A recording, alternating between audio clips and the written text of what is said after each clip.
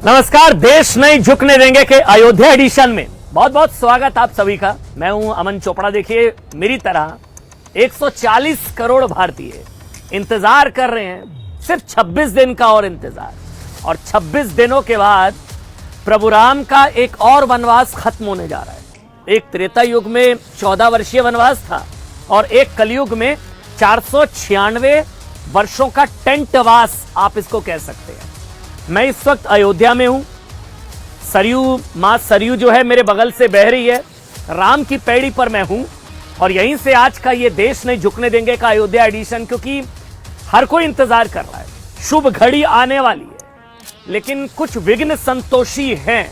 होते हैं ना शुभ कार्य में कुछ विघ्न संतोषी है जिनके पेट में बहुत दर्द हो रहा है। आज उन्हीं लोगों से आपको मिलवाएंगे। देश नहीं झुकने देंगे अयोध्या एडिशन।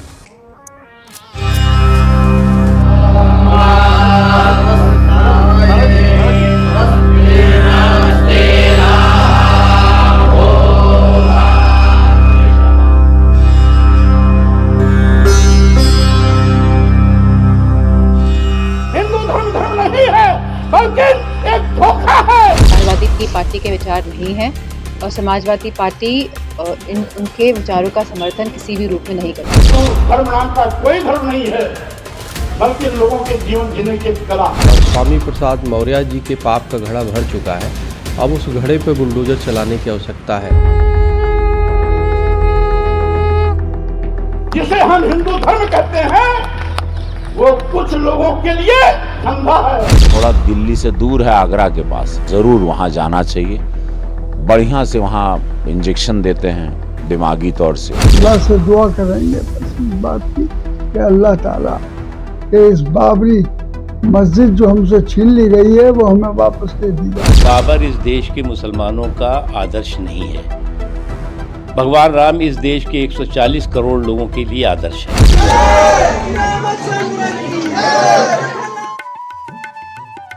हमारी पार्टी नहीं जाएगी। न्योता सबको गया है, लेकिन पहुंचेंगे वही जिनको राम चाहेंगे। ऐसे उटपटांग बोलने वाले की कोई महत्व नहीं है और जो बोलता है सब झूठा बोलता है। अगर निमंत्रण मिलेगा तो मैं उसका हिस्सा हूँ।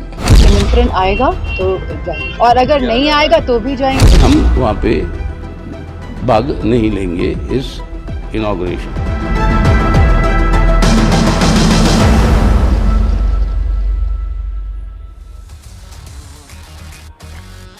जय श्री राम। अयोध्या में हूं और ये कहानी आज आपको यहीं से सुनाएंगे। राष्ट्रकवि रामधारी सिंह दिनकर ने प्रसिद्ध खंड काव्य रश्मि रथी में लिखा था कि जब नाश मनुज पर छाता है ना, पहले विवेक मर जाता है। 1952 में प्रकाशित रश्मि रथी से ली गई इन प्रसिद्ध पंक्तियों का अर्थ है कि जब विनाश करीब होता है ना, तो बुद्धि विपरीत हो जाती है। आज के संदर्भ में रामधारी सिंह दिनकर की लिखी ये पंक्तियां समाजवादी पार्टी के राष्ट्रीय महासचिव, वैसे महासचिव भी हिंदू धर्म को गाली देकर बने हैं, समाजवादी पार्टी के राष्ट्रीय महासचिव स्वामी प्रसाद मौर्य और इंडी के उन नेताओं के लिए कही जा रही है जो राम मंदिर की प्राण प्रतिष्ठा की तारीख आने के बाद या तो उत्तर को गाली दे रहे हैं, गौमूत्र वाले राज्य, ना जाने क्या क्या, उत्तर को गाली, उत्तर भारतीयों को नीचा, या नया टारगेट सनातन है, सनातन धर्म को मिटाने की बात कर रहे हैं, या फिर हिंदू धर्म को धोखा बता रहे हैं। आज जब अयोध्या में, जहां पर इस वक्त मैं हूं, रामलला की प्राण प्रतिष्ठा में सिर्फ 26 दिन बाकी रह चुके हैं। रामलला की प्राण प्रतिष्ठा की तैयारियों में पूरी अयोध्या, पूरा देश है। ऐसे वक्त में समाजवादी पार्टी के दो नेताओं ने राम मंदिर और हिंदुओं को लेकर ऐसी भद्दी टिप्पणी की है ना, जिससे सनातन धर्म में आस्था रखने वाले करोड़ों लोगों का खून खौल सकता है। मतलब कुछ वक्त पहले याद है, रामचरितमानस और अयोध्या में रामलला की प्राण प्रतिष्ठा को धोखा बता चुके स्वामी प्रसाद मौर्य ने अब हिंदू धर्म को ही धोखा बता दिया। स्वामी प्रसाद मौर्य ने दिल्ली में एक सभा में कहा कि हिंदू कोई धर्म नहीं है, हिंदू धर्म एक धोखा है। ऐसे कहना नहीं चाहिए कि इस तरह की बात वो किसी दूसरे धर्म के बारे में कहकर दिखाएं एक बार, लेकिन हिंदू धर्म सहिष्णु है, हिंदू उदार है, इनके पास लाइसेंस है। स्वामी प्रसाद मौर्य कह रहे हिंदू धर्म एक धोखा है। स्वामी प्रसाद मौर्य को शायद इस बात की भी पीड़ा है कि नरेंद्र मोदी रामलला विराजमान के कार्यक्रम में मुख्य यजमान की भूमिका में क्यों है? क्यों मोदी और योगी सरकार अयोध्या में जुड़े कार्यक्रम इतनी भव्यता से किए जा रहे हैं? इसलिए मौर्य ने भी ये कहा है कि सरकार किसी धर्म विशेष की नहीं हो सकती और बीजेपी राम मंदिर की मार्केटिंग कर रही है। तब आप खुद सोचिए, ऐसी समाजघाती सोच, समाजवादी नहीं कहा मैंने, समाजघाती सोच के नेता समाजवादी पार्टी और अखिलेश यादव के नवरत्नों में शामिल हैं। बीजेपी के नेता कह रहे हैं कि ये बयान अखिलेश यादव ने दिलवाया स्वामी प्रसाद मौर्य से। अखिलेश यादव ने यह बयान दिलवाया स्वामी प्रसाद मौर्य से। बीजेपी नेता ऐसा दावा कर रहे हैं। जब स्वामी प्रसाद मौर्य ने रामचरितमानस को नफरती ग्रंथ बताया था ना, सीरियल ऑफेंडर है, इनको हिंदू धर्म से प्रॉब्लम है, तो अखिलेश यादव ने उनका प्रमोशन करके उन्हें राष्ट्रीय महासचिव बना दिया था, राष्ट्रीय महासचिव। और अब भी हिंदुओं को धोखा बताने पर स्वामी प्रसाद मौर्य पर कोई एक्शन होगा, चांसेस बहुत कम है। बल्कि स्वामी प्रसाद मौर्य की तरह अखिलेश यादव के दूसरे नवरत्न हैं शफीकुर रहमान बर्क। स्वामी प्रसाद मौर्य का कल को प्रमोशन हो जाएगा, उन्होंने हिंदू धर्म को गाली दे दी है। समाजवादी पार्टी के सांसद शफीकुर रहमान बर्क का कहना है कि रामलला की प्राण प्रतिष्ठा में शामिल होने का न्योता मिला भी तो भी वो अयोध्या नहीं जाएंगे। आप मत आइए साहब, उन्होंने आगे जो कहा है ना वो आपत्तिजनक है। बल्कि इस मौके पर वो दुआ मांगेंगे कि बाबरी मस्जिद वापस मिले। मतलब आप सोचिए, एक तरह से राम मंदिर के टूटने की मन्नत। सोचिए, समाजवाद का झंडा उठाने वाली पार्टी का ये कैसा सेकुलरिज्म है, जहां अखिलेश यादव का एक नेता हिंदुओं के बहाने सनातन धर्म को धोखा बता रहा है, दूसरा नेता सनातन धर्म के प्रतीक बनने जा रहे हैं, राम मंदिर के खिलाफ बाबरी वाली मन्नत मांग रहा है। ये सब कुछ खुले में हो रहा है। यानी अयोध्या में जिस पवित्र पल की प्रतीक्षा भारत सदियों से कर रहा है, जिस राम मंदिर के लिए भारत ने 500 साल का इंतजार किया ना, 500 साल की प्रतिज्ञा, तप और संवैधानिक तरीके से अपना हक पाया ना, समाजवादी पार्टी के नेता उस राम मंदिर के खिलाफ बाबरी वाली दुआ मांग रहे हैं। और तो और सुप्रीम कोर्ट के खिलाफ भी देश के मुसलमानों को भड़काने का काम कर रहे हैं। इसलिए देश के सभी लोग जब 2024 में वोट डालने जाए ना, ध्यान रखिएगा इस चीज को, इस बात को ध्यान में रखें कि इंडी के ऐसे नेता हिंदुओं का, हिंदू आस्था का, सनातन का, देश के संविधान का और सुप्रीम कोर्ट का कितना सम्मान करते हैं। और इनकी जगह विधानसभा या संसद में है या नहीं, ये बयान सुनकर आप खुद तय करिए। कर देते हैं हिंदू धर्म नहीं है, बल्कि एक धोखा है। और जिसे हम हिंदू धर्म कहते हैं वो कुछ लोगों के लिए धंधा है। जब हम कहते हैं कि ये कुछ लोगों के लिए धंधा है, तब पूरे देश में भूचाल लग जाता है। लेकिन वही चीज अगर मोहन भागवत जी कहते हैं, माननीय प्रधानमंत्री नरेंद्र मोदी जी कहते हैं, माननीय गडकरी जी कहते हैं, तो किसी की भी भावना आहत नहीं होती। हमारे तो शिरकत की आप बात कर रहे हैं कि सिवाय उस दिन अल्लाह से दुआ करेंगे बस इस बात की कि अल्लाह ताला के इस बाबरी मस्जिद जो हमसे छीन ली गई है वो हमें वापस दे दी जाए। आप सोचिए, 26 दिन बाद प्रभु राम विराजमान होने जा रहे हैं, प्राण प्रतिष्ठा होने जा रही है, और समाजवादी पार्टी के नेता ऐसे ऐसे बयान दे रहे हैं और बीजेपी कह रही है अखिलेश यादव दिलवा रहे हैं सारे बयान। कुछ लोगों को आपत्ति थी कि कार सेवकों पर गोलियां चलाने वाली पार्टी को न्योता अगर दिया जाता तो क्यों दिया जाता है, और अब दूसरी समाजवादी पार्टी के नेता इस तरह के बयान दे रहे हैं। मतलब एक और श्री राम महापर्व पर दिए जलाने की तैयारी हो रही है ना, दिए जलाने की, दूसरी ओर बहुत सारे लोगों के दिल जल रहे हैं जिन्होंने पूरी ताकत लगाकर अयोध्या विवाद को सुलझने से रोका, अटकाया, लटकाया, भटकाया, अयोध्या के खिलाफ तंज और तुष्टीकरण की राजनीति की। कि लोग आज अयोध्या से निमंत्रण आने का इंतजार कर रहे हैं, बुला नहीं रहा कोई। लोग कहते हैं ना हमें बुला नहीं रहा। स्वामी प्रसाद मौर्य और शफीकुर रहमान बर्क जैसे नवरत्न जिस पार्टी के हैं ना, उनके मुखिया अखिलेश यादव कह चुके हैं कि अगर उन्हें निमंत्रण मिला तो वो अयोध्या जरूर जाएंगे। बीजेपी कहती है कि अखिलेश के इशारे पर इस तरह के बयान दिए जाते हैं। अखिलेश जी कहते हैं कि मुझे निमंत्रण मिला तो मैं अयोध्या जरूर जाऊंगा। समाजवादी पार्टी के सांसद और अखिलेश यादव की पत्नी डिंपल यादव ने भी कहा कि वो निमंत्रण मिला तो रामलला की प्रतिष्ठा कार्यक्रम में जरूर जाएंगी। नेताओं को आप रोकेंगे नहीं, लेकिन रामलला की प्रतिष्ठा, प्राण प्रतिष्ठा के कार्यक्रम में निमंत्रण का आपको इंतजार है, और निमंत्रण नहीं मिला तो प्राण प्रतिष्ठा कार्यक्रम के बाद वो लोग अयोध्या जाएंगे। लेकिन स्वामी प्रसाद मौर्य और शफीकुर रहमान बर्क के बयान ने बता दिया कि अयोध्या जाने को लेकर अखिलेश यादव की हां में भी ना शायद ना छिपी हुई है और ये इंडी अलायंस की सोच बनती जा रही है, क्योंकि स्टालिन से लेकर स्वामी तक, याद है ना स्टालिन, सनातन, HIV और ना जाने क्या क्या सफाया, स्टालिन से लेकर स्वामी तक सब फिक्स्ड है। ये सब फिक्स्ड मैच खेल रहे हैं सारे, इस तरह के भी आरोप लगते हैं, क्योंकि ये ना इम्पॉसिबल है कि स्वामी प्रसाद मौर्य और बर्क जैसे नेता अखिलेश यादव की इजाजत के बगैर इस तरह का बयान दे दे। आप लोग तय करिए, आपको लगता है अखिलेश यादव की बात ये लोग नहीं सुनेंगे? ये अखिलेश यादव से इतने बड़े नेता हैं, या अखिलेश यादव की सहमति से ये सब हो रहा है? आप लोग तय करिए। और ये संभव है कि स्वामी प्रसाद मौर्य और बर्क के बयानों के पीछे वोटों का कोई सोचा समझा गणित है। अच्छा, जानते हैं ऐसी स्थिति कांग्रेस की भी है।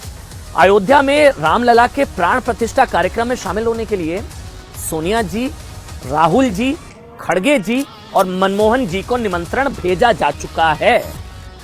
जब तक निमंत्रण नहीं मिला था ना, क्या कह रहे थे सारे, मतलब उनके नेताओं को बुलाया नहीं जा रहा है, निमंत्रण नहीं मिल रहा है, गलत बात है ना। राम पर सिर्फ एक पार्टी का कॉपीराइट थोड़ी ना है, प्रभु राम तो सबके हैं, निमंत्रण नहीं मिल रहा। आज जब निमंत्रण मिल गया ना, तो कांग्रेस बता नहीं पा रही है कि सोनिया गांधी, राहुल गांधी और खड़गे अयोध्या के कार्यक्रम में शामिल होंगे या नहीं। सोनिया गांधी जाएंगी, राहुल गांधी जाएंगे, मतलब रामलला हम आएंगे, राहुल जी भी नारा लगाएंगे। अब होगा नहीं होगा आप लोग तय करिए। ऐसा शायद इसलिए क्योंकि तेलंगाना में मुस्लिम समुदाय ने ना BRS को छोड़कर कांग्रेस को वोट किया एक मुश्त। समझिए इसका वोटों का गणित। क्यों नहीं कांग्रेस पार्टी कह पा रही है कि सोनिया गांधी जाएंगी? क्यों नहीं कांग्रेस पार्टी कह पा रही है कि राहुल गांधी जाएंगे?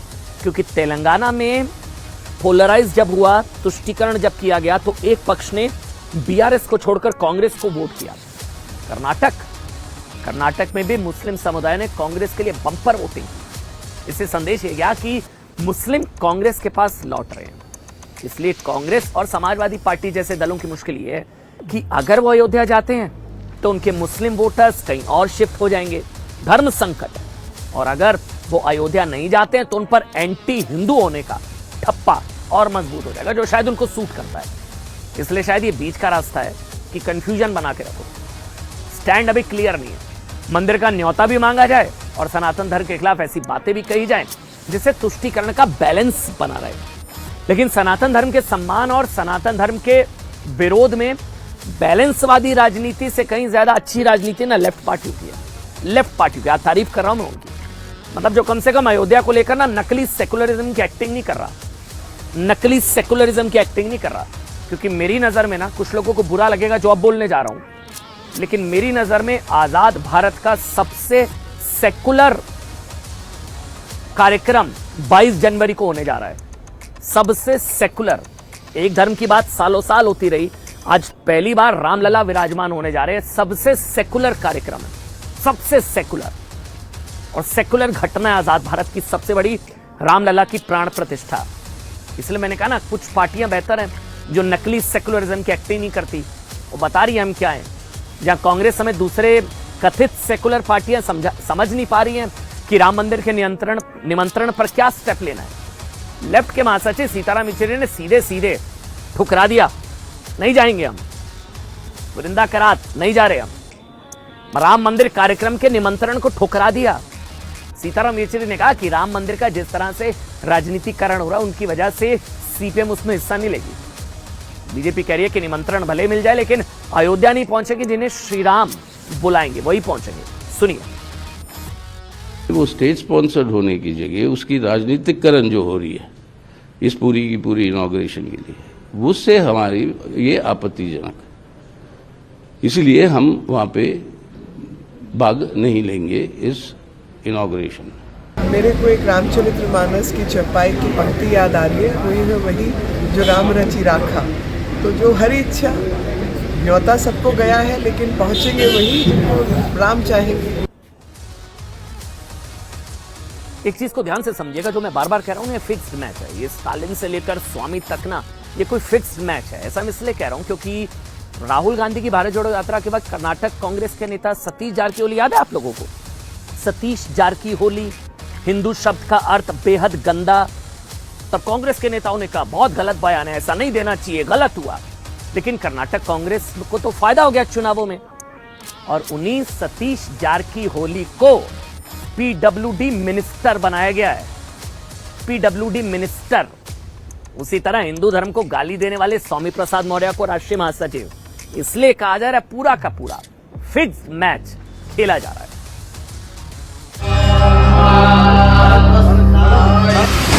धर्म नहीं है बल्कि एक धोखा है। अब स्वामी प्रसाद मौर्य जी के पाप का घड़ा भर चुका है। अब उस घड़े पर बुलडोजर चलाने की आवश्यकता है। न नौमन तेल होगा न बर्क साहब नाचेंगे।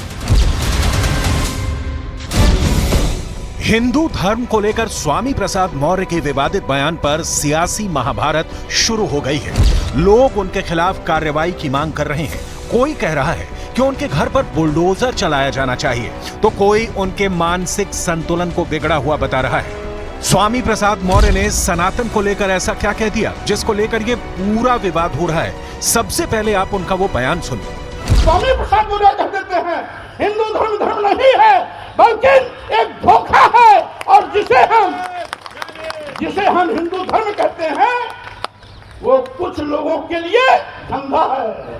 जब हम कहते हैं कि ये कुछ लोगों के लिए धंधा है, तब पूरे देश में भूचाल मच जाता है। लेकिन वही चीज अगर मोहन भागवत जी कहते हैं, माननीय प्रधानमंत्री नरेंद्र मोदी जी कहते हैं, माननीय गडकरी जी कहते हैं, तो किसी की भी भावना आहत नहीं होती। स्वामी प्रसाद के इस बयान पर संत समाज आग बबूला है, तो बीजेपी के नेताओं ने भी उनके इस बयान की निंदा की है। बीजेपी आरोप लगा रही है कि उन्होंने ये बयान समाज में बंटवारा करने और वोट बैंक की राजनीति के लिए दिया है। सनातन धर्म और हिंदुओं के खिलाफ जहर उगल रहे हैं। अब ऐसा प्रतीत होता है कि अब स्वामी प्रसाद मौर्य जी के पाप का घड़ा भर चुका है। अब उस घड़े पे बुलडोजर चलाने की आवश्यकता है। विनाश काले विपरीत बुद्धि, रस्सी जल जाती है फिर भी उसकी ऐठन नहीं जाती है। ये भाषा स्वामी प्रसाद मौर्य का नहीं है, ये भाषा अखिलेश यादव जी का है। स्वामी प्रसाद मौर्य का मानसिक संतुलन बिगड़ चुका है और वह उनको खुद ही नहीं पता लग रहा है कि वो बोल क्या रहे हैं। इस तरह के जो अपमानजनक शब्दों का प्रयोग ये देश की बहुसंख्यक जनता के प्रति कर रहे हैं, यह अति निंदनीय है। धर्म का मतलब समझते ही नहीं। समाज धर्म क्या होता है, परिवार धर्म क्या होता है, देश धर्म क्या होता है, समझते ही नहीं। बड़ी बात यह है कि स्वामी प्रसाद मौर्य ने सनातन विरोधी बयान देकर एक ऐसा सेल्फ गोल कर लिया है जिसमें खुद उनकी पार्टी ही उनके साथ खड़े होने को तैयार नहीं है, और इंडी गठबंधन की दूसरी पार्टियां भी उनके बयान को कवर फायर नहीं दे पा रही हैं। इतना ही नहीं, उनके खिलाफ दिल्ली पुलिस में शिकायत दर्ज करके केस दर्ज करने की मांग भी की जा चुकी है। शुरू से ही राष्ट्रीय अध्यक्ष जी ने इस बात को कहा है कि ये उनके अपने खुद के विचार हैं, ये समाजवादी की पार्टी के विचार नहीं हैं, और समाजवादी पार्टी उनके विचारों का समर्थन किसी भी रूप में नहीं करती है। ये बार बार गलत बयानी कर रहे हैं। मैंने पहले भी कहा था, आज फिर कह रहा हूँ कि स्वामी प्रसाद मौर्य जी को निश्चित तौर से इस तरह की भाषा का इस्तेमाल नहीं करना चाहिए। अब उनके इस बयान की टाइमिंग देखिए। स्वामी प्रसाद मौर्य ने यह बयान ऐसे समय में दिया है जब देश में सनातन का स्वर्ण काल चल रहा है। अयोध्या में भव्य राम मंदिर बनकर तैयार हो चुका है। करीब 500 सालों बाद भगवान राम का वनवास खत्म होने वाला है, और 22 जनवरी 2024 को एक बार फिर अपने घर में रामलला विराजमान होने जा रहे हैं। लेकिन वो अकेले नहीं हैं। उन्हीं की पार्टी के एक और नेता शफीकुर रहमान बर्क ने भी कहा है कि वो किसी भी कीमत पर राम मंदिर के उद्घाटन में नहीं जाएंगे। और वो ऐसा क्यों कह रहे हैं वो भी सुन लीजिए। मस्जिद हमारी शहीद कर दी और उस जगह मंदिर बनाया जा रहा है, तो ये तो बिल्कुल कानून के खिलाफ है। हमारे तो शिरकत की आप बात कर रहे हैं कि सिवाय उस दिन अल्लाह से दुआ करेंगे बस इस बात की कि अल्लाह ताला कि इस बाबरी मस्जिद जो हमसे छीन ली गई है वो हमें वापस दे दी जाए। बाबर इस देश के मुसलमानों का आदर्श नहीं है। भगवान राम इस देश के 140 करोड़ लोगों के लिए आदर्श हैं। और अब कोई देश में बाबर जो है इस देश की संस्कृति, इस देश के संस्कार, इस देश की आस्था पर हमला करके उसको नुकसान नहीं पहुंचा सकता। सभी का सम्मान करने का नाम ही हिंदुत्व है। अगर वो समझ में नहीं आता है कुछ लोगों को तो ये उनकी बीमारी है। सोचिए, जिन राजनीतिक पार्टियों ने पहले भगवान राम के अस्तित्व पर सवाल उठाए, राम मंदिर का निर्माण रोकने के लिए वर्षों तक सियासत की, कार सेवकों पर गोलियां चलवाई, वोटों की राजनीति के लिए बार बार सनातन का अपमान किया, अब वो राम मंदिर की प्राण प्रतिष्ठा के कार्यक्रम और इसके निमंत्रण को लेकर भी राजनीति कर रही हैं।